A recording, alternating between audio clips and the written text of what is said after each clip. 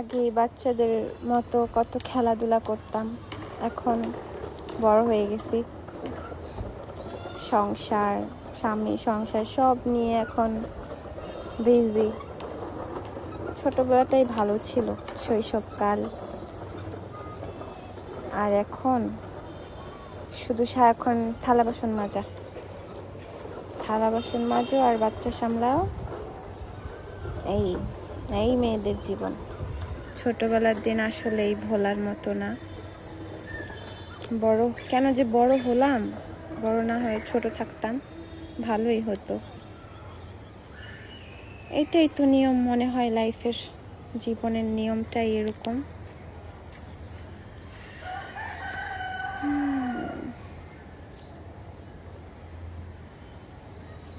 দেখেন কি সুন্দর খেলা করতেছে, বালি দিয়ে খেলা করতেছে। আগে আমরাও এরকম বালি, তারপরে কত বালি দিয়ে খেলতাম, মাটি দিয়ে খেলতাম।